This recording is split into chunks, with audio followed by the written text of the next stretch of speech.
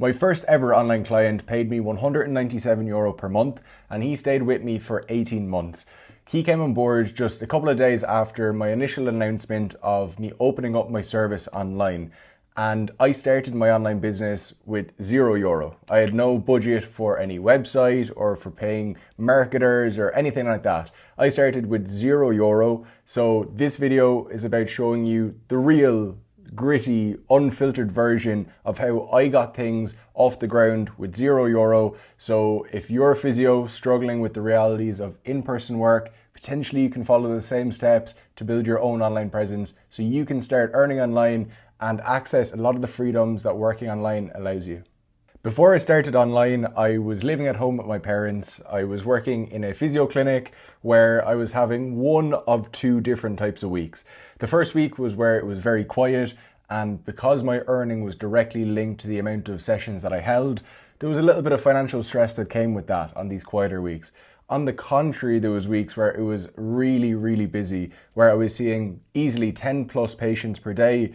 And of course, I was earning decently on those weeks, but what I was trading for that was all of my energy. It was taking up so much of my mental space, both during the working day, but also at home. And it really felt like a lose-lose. On the quieter weeks, there was financial stress. On the busy weeks, I just felt overwhelmed and burnt out. And I was looking at other people who were working in the same place as me, who'd maybe worked there for 20, 30 years, who were far deeper into the industry. And I suppose the progression that I would have hoped to see for the lifestyles of these people, like maybe accessing more degrees of freedom as you get more degrees of experience, I'm afraid I just didn't see that. I saw the exact same cycle repeating itself, just they were 20 to 30 years down the line of doing the same thing.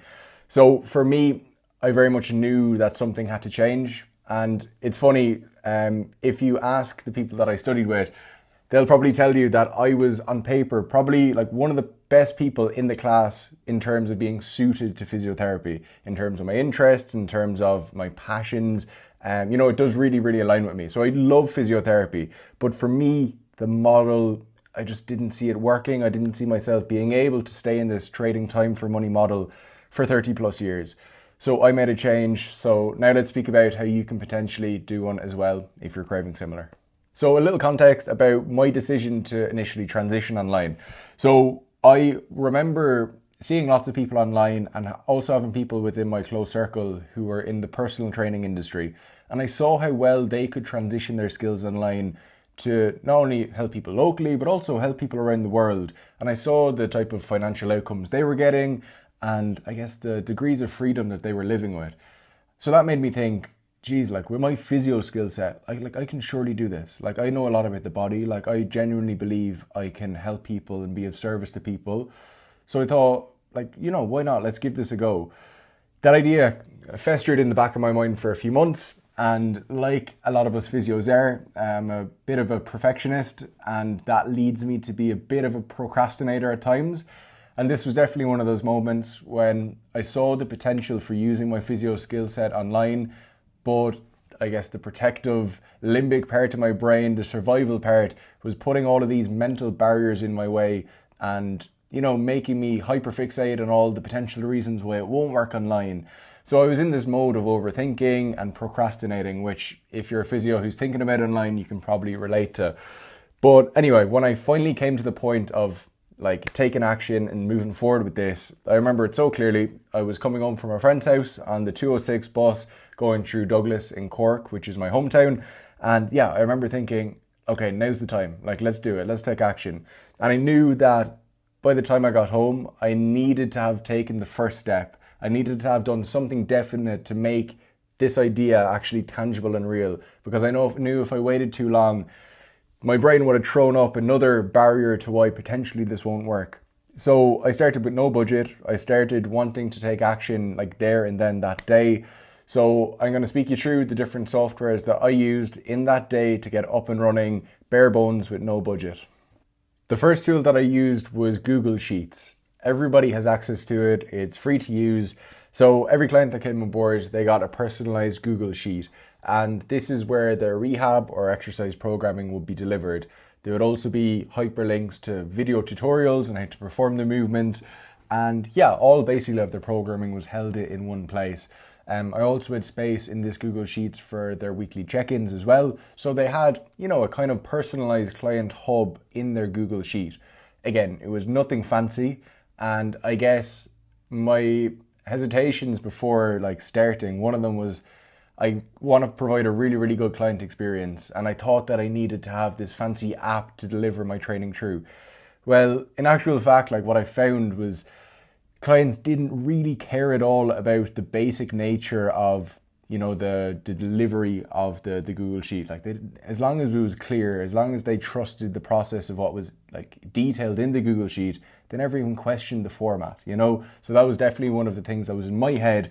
So if it's in your head, just know that your client won't really care about how fancy the rehab plan is delivered. They just care that they trust what you're giving them and that it's delivered in a clear and concise manner. The second tool that I used was Google Meet. It is free for everyone. On the client side, they don't even need a Google account to join the calls. You can perform the calls without a time limit. You can even record the calls if you want. It really is a golden free software that is perfect for any video communication that you want with your clients. Voxer was the messaging app that I used for one-to-one communication with my clients between the more formalized calls. And this is a completely free app. I've actually changed since. I now use Signal Messenger. They're basically the same thing. They're just different forms of WhatsApp.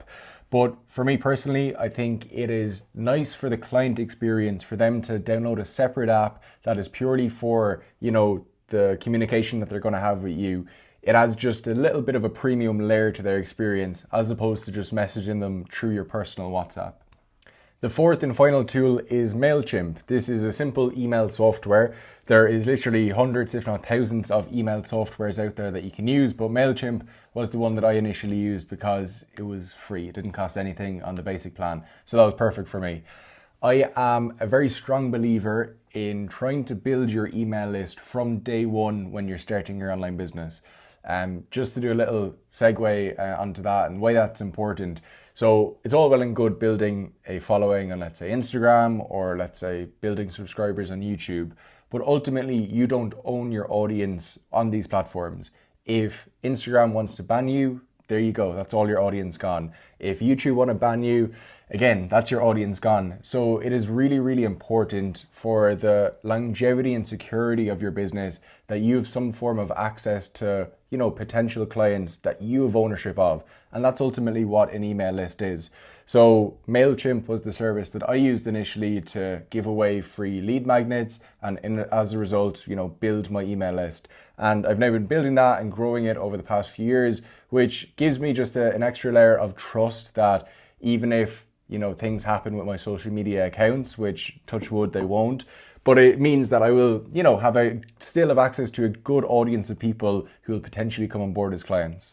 I see physios spending literally thousands on these fancy, personally developed websites before they even deal with any clients online. In my mind, that is completely putting the cart before the horse.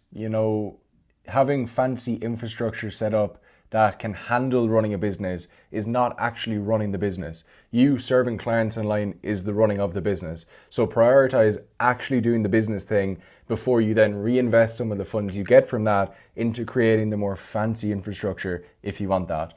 But okay, I've mentioned 4 of the tools that I used when I started out, but explaining the tools I think is the simple part. There is 3 key things that actually made me get things off the ground. But again, none of these cost any money. The first one of these is to build trust before you launch an offer online. Before I launched my first offer and tried to take in my first clients online, I'd been posting content on social media for a good number of months. So that meant I was able to build up, a modest following. I was able to get, some initial trust and authority within, my niche of people. I had people who were, maybe silently watching me along, who were giving me the odd like, the odd comment. And again, at this point, I had no intention of monetizing that.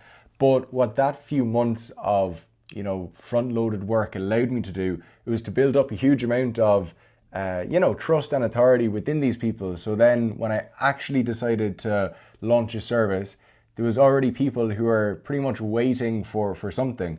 And it's a massive mistake that I see so many physios make when they transition online is they make their Instagram account on day one, and then day two they're speaking about DM to come on board in the first cohort. It's like, no. You have to build a little bit of trust, build a little bit of authority, show people that you're not just a stranger trying to grab their money on the internet. You're actually somebody who knows something, who can help a specific type of person.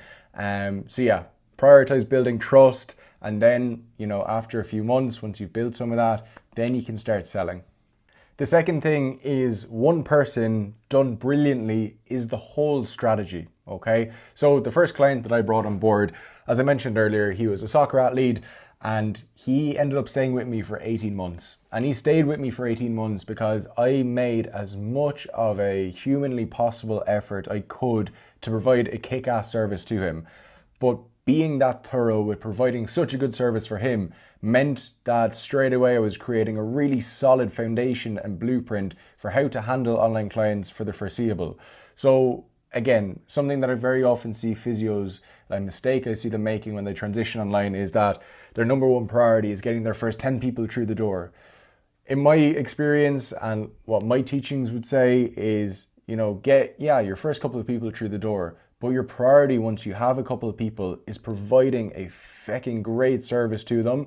Not only so they stay on for longer, they refer people, they give you good testimonials, but also so you're able to actually build out this thorough, high-performing strategy for handling online clients.